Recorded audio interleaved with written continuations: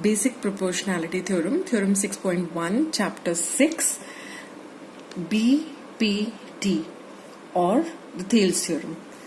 The statement of BPT is, if a line is drawn parallel to one side of a triangle, intersecting the other two sides in distinct points, then it divides the other two sides in the same ratio. अब हमें क्या given है? We are given a triangle ABC. अगर इस triangle ABC में हम एक line parallel draw करते हैं to any one of the sides, तो let us assume that we are drawing a line parallel to the side BC.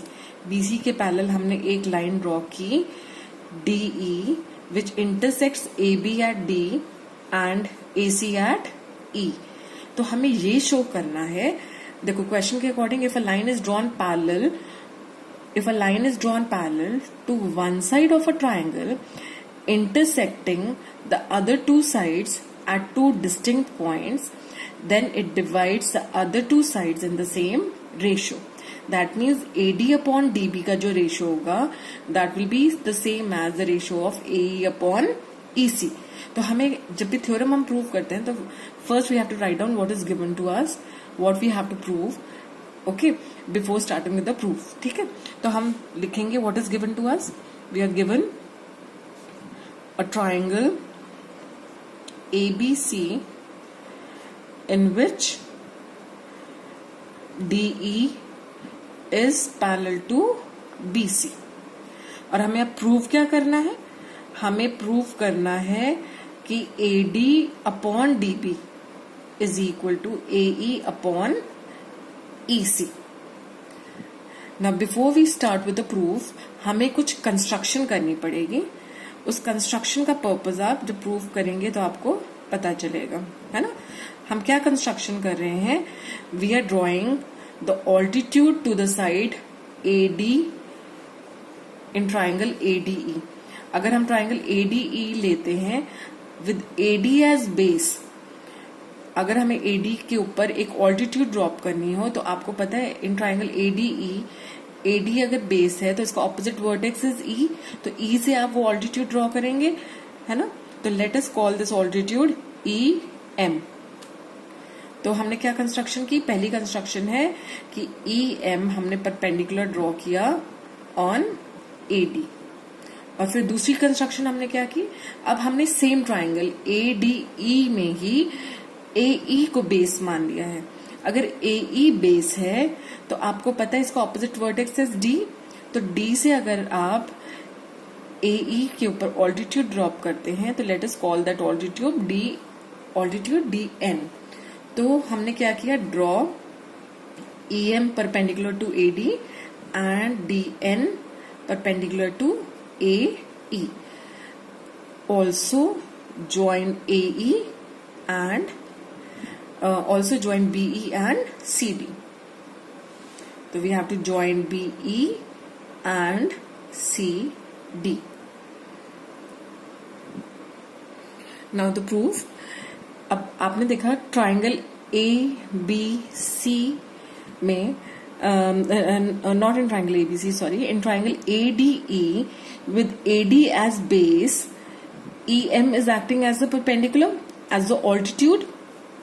तो if you have to find out the area of triangle ADE, तो ADE का area with AD as base will be half into base into the corresponding altitude or the corresponding height. Corresponding height इसकी क्या है? EM, है ना. ADE में AD अगर base है तो उसकी altitude EM. Now let us divide this by the area of triangle BDE. BDE. अब आप देख रहे हैं BDE एक ऑब्ट्यूज एंगल ट्राइंगल है और किसी भी ऑब्ट्यूज एंगल ट्राइंगल का ऑल्टीट्यूड हमेशा उसके बाहर लाई करता है. अब क्योंकि BD is a part of AB और AD भी AB का ही पार्ट थी, तो E से जो ऑपोजिट वर्टेक्स है इस ट्राइंगल ADE में जो ऑल्टीट्यूड आप ड्रॉ करेंगे E से, that will be the same as the altitude that you draw on BD from E. Same vertex से आपने एक ही लाइन के ऊपर अगर ऑल्टीट्यूड ड्रॉ करना है तो एक ही तो बन पाएगी। ए बी के ऊपर आप ई से अगर ऑल्टीट्यूड ड्रॉ करेंगे तो कितनी ऑल्टीट्यूड ड्रॉ कर सकते हैं? ओनली वन, है ना। तो अब A D is the part of A B, similarly B D is also a part of A B. तो ए डी के ऊपर जो ऑल्टीट्यूड आएगी वही ऑल्टीट्यूड बी डी की भी होगी, है ना। तो this is area of triangle B D. अगर हमें लेना है with B D as base, तो area will be half into B D into E M. अब आप देख रहे हैं हाफ से हाफ कैंसिल हो गया, ई एम से ई एम कैंसिल हो गया, and we have A D upon B D. Now let us change the base of triangle A D E. अगर ए डी ई ट्राइंगल के base हम बदल के ए ई ले लेते हैं तो area of triangle A D E with A E as base, that will be equal to half into base. Base अब क्या है? A E into the corresponding altitude. अगर ए ई बेस है तो उसका कॉरेस्पॉन्डिंग ऑल्टीट्यूड क्या है? डी एन, है ना। Now let us divide this by the area of triangle C D E. अब C D E is again an obtuse angle triangle, और वैसे भी A E and E C are both the parts of A C. A E और E सी दोनों ए सी के part है, और अगर आप एक ऑपोजिट वर्टेक्स से ए सी के ऊपर ऑल्टीट्यूड ड्रॉ करते हैं तो आप सिर्फ एक ही ऑल्टीट्यूड ड्रॉ कर सकते हैं। तो जो ए ई की ऑल्टीट्यूड होगी डी से, वही ऑल्टीट्यूड सी ई की भी होगी, है ना। तो area of triangle C D E with C E as base will be half into base, base is C E into altitude. Altitude corresponding altitude क्या है? D N. अभी मैंने आपको रीजन दिया कि डी एन क्यों होगा, है ना। तो हाफ से हाफ कैंसिल हो गया, ए डी एन से D N, so we are left with A E upon C E. अब आपको ये पता है, let us call this 1 and this is 2। अगर हम बेस बदल दें तो ट्राइंगल का एरिया नहीं बदलेगा, क्योंकि एरिया का मतलब है the space occupied by that thing. तो अगर ट्राइंगल एडीई है तो आप उसका बेस चाहे कोई भी ले लें, बेस उसकी 3 साइड्स होती है, तीनों साइड्स में से आप कोई भी बेस ले सकते हैं। तो अगर आप बेस बदल देंगे तो वो जितनी जगह घेर रहा है उस जगह में कोई फर्क नहीं आने वाला। तो area of triangle ADE with AD as base will be the same as area of triangle ADE with AE as base. Also, area of triangle BDE is equal to area of triangle CDE. आप लोगों ने 9th class में एक theorem पढ़ी थी कि if you draw two triangles on the same base and between the same parallels, then they are equal in areas. If you are drawing two triangles, कौन से 2 triangles हम draw कर रहे हैं? BDE and CDE. ये 2 triangles है, they are on the same base DE and between the same parallels DE and BC. आप देख रहे हैं ये 2 triangles कौन कौन से? BDE and CDE. They are on the same base DE and between the same parallels DE and BC. तो areas, तो 2 triangles drawn on the same base and between the same parallels are equal in area. तो हमारा reason क्या है? 2 triangles on the same base and between the same parallels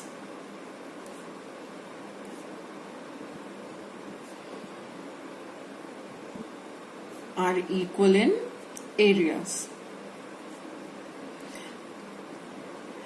This implies that area of triangle ADE with AD as base upon area of triangle BDE is equal to area of triangle ADE with AE as base upon area of triangle CDE.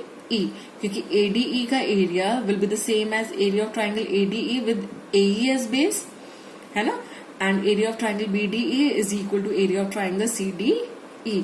तो this implies that AD upon BD is equal to AE upon CE. This is what we had to prove कि अगर आप किसी भी triangle की एक side के एक लाइन पैरेलल ड्रॉ करते हैं which intersects the other two sides at two distinct points, then it divides the other two sides in the same ratio. Same ratio, that means AD upon DB is equal to AE upon EC. आप देख रहे हैं, आप लोगों ने class 9th में एक mid point theorem की थी. Mid point theorem was a specific case of this Thales theorem. Mid point theorem की स्टेटमेंट क्या थी? Mid point theorem stated that if a line is drawn parallel from the mid point of one side of a triangle to the other, then it intersects the other two, then it intersects the other side also at its mid point. है ना, यही था. तो अगर आप एक side के mid point से लाइन ड्रॉ कर रहे हैं parallel to the other side, then it intersects the third side at the mid point only. Same वही चीज हम यहाँ भी कर रहे हैं कि यहाँ पर मिड पॉइंट ना कहकर हम ये कह रहे हैं कि it will be divided in the same ratio. I hope this is clear. Thank you.